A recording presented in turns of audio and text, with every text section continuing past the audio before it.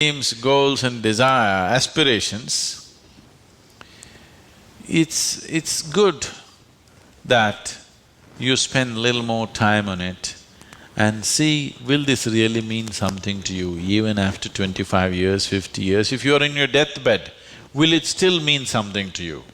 You must look at it.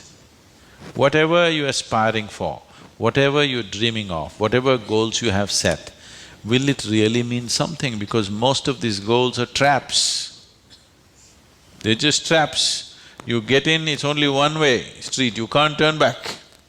I want you to look at this, because many of them are older than you. You ask them what they dreamed of at 18, they're fortunate it didn't come true.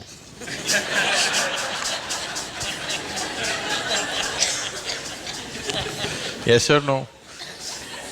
If everything that you desired and dreamed came true in your life, could you live with it? Fortunately, many of those things got filtered and never came true, isn't it? So, it will be very good if anybody of your age, if they want to decide and fix the goals of their life, it'll be very good if they take a break from all influence that's around them. Social influences, family influences, other influences, withdraw somewhere, that's why an ashram. Withdraw somewhere, sit down, meditate, bring yourself to a certain level of clarity and joy. When you're very happy and clear, you must decide. Not in desperation you set goals. Desperate goals that you set will mean a lot to you at that moment. Tomorrow morning you look, you don't know why you're tangled up with it. So, it'll be good. If you're fixing your life, it's best that you do it when you're very, very peaceful, happy and clear-headed, isn't it? Not influenced by anything around you, simply by yourself. Sit and decide what is it that you really want to become in your life. What is it that will be of enduring value for you, not for somebody else, for you. And you don't have to build a personality for that, you strive for that. The necessary persona will come. You must understand what a personality is. The word personality comes from the word persona. Persona means in Greek or in Latin, I'm sorry, is a mask. This is a mask that they used to use in old theaters. Now, the same people will be playing many roles. Let's say Ramayana is happening. You have to play Rama's role also and Sita's role also and Lakshman's role also. For everything there's one mask. You hold this mask and speak like Rama, keep it down. Hold this mask and speak like Sita, keep it down. Hold this and speak like Hanuman and keep it down. This is how the plays were done. So it is those masks which were referred to as persona. So personality means you held a mask and mask got stuck to your face, you couldn't pull it out. That means you have a personality. Personality is something that people are trying to develop because they have no sense of being. Instead of the real thing, you're trying to concretize the fake thing. If you are in touch with your being, why do you want a personality? It's not necessary. You can be a different kind of personality in different places. You are actually already. Or are you stuck with one personality? Some people are. People who are simplistic in their head have only one personality. Others have different personalities in different areas of life, isn't it? If you had seen me before like 1999, that is before the consecration of Dhyanalinga, I was a completely different kind of person, okay? To such an extent, everything about me was so different. Well before that things happened that was beyond me, but this was conscious. At that time I was single-minded towards a certain purpose, I was in a certain way. So after… I never thought I will live beyond that. but somehow things happened. Then I thought, okay, now that the work is over, let me change my personality completely. To fulfill that, I had acquired a certain kind of personality, and now that it's over, I thought, let me change it. And I told people around me, see, I'm going to change my personality, don't be shocked, I'm still the same guy. They said, no problem, this. I said, just hang on, because things will change. Everything about me will change, the way I operate will change, the way I speak will change, the way I dress will change, the way I do, everything will change. They said, no problem, we know you, we love you with this. I said, that's okay, hang on tight, because when things change, people fall off. Lot of people fell off because they couldn't believe. Where is that person that they knew? That person just evaporated, you know This is a new person, they can't identify with this new person. I told them and changed. In spite of that, they fell off, so many of them.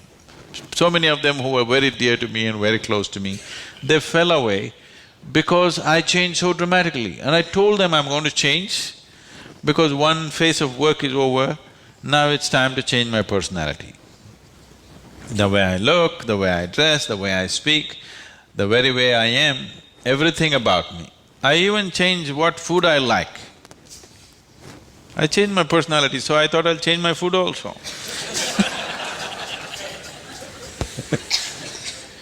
So personality is something that you have taken on, but you have become so unconscious about it that you think it's for real. You're asking how to develop, that means you're making it up, right? Another word for developing is making up, isn't it? You're making it up. Make it up whichever way is suitable for your kind of activity, but you must be able to keep it down.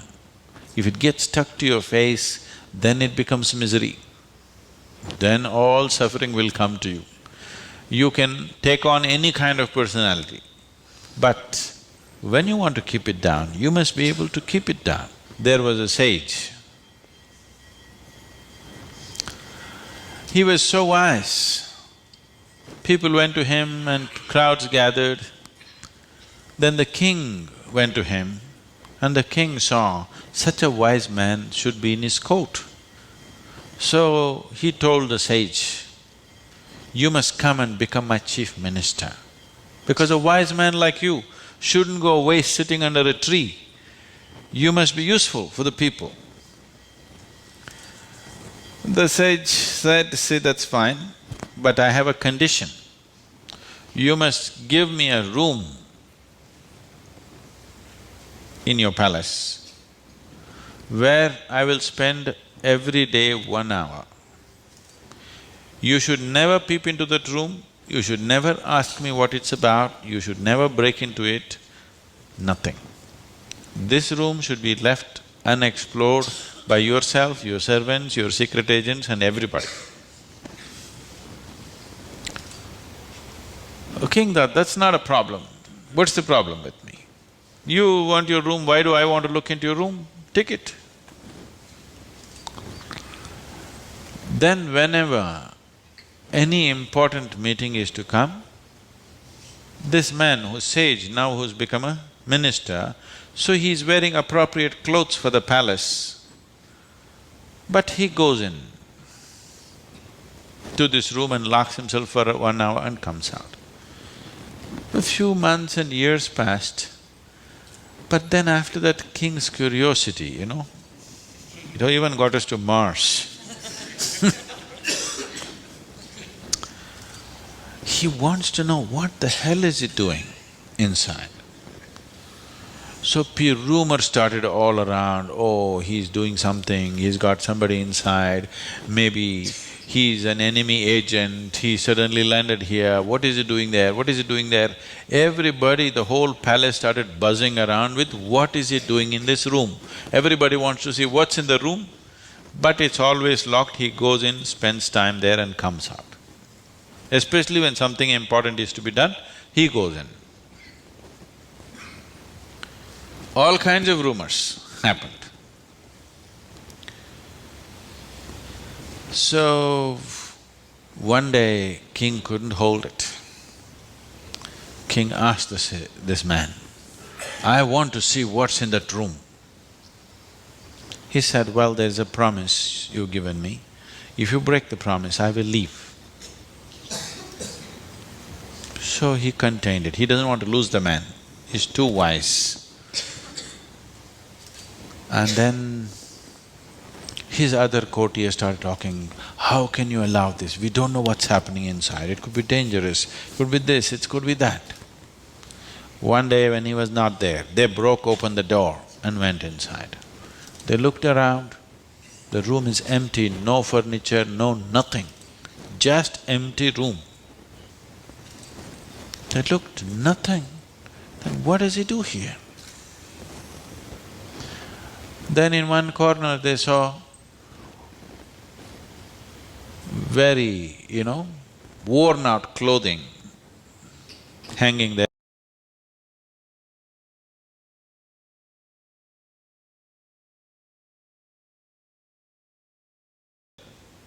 And a begging bowl. They went. They couldn't make out what this is. Then he came in. He said, "Well, you wanted to see, you have seen." The king asked, "What do you do here?"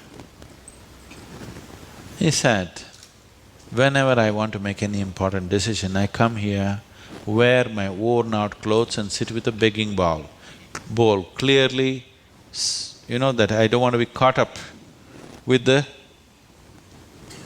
all the things of the palace. I want my wisdom not to be lost in these clothes and in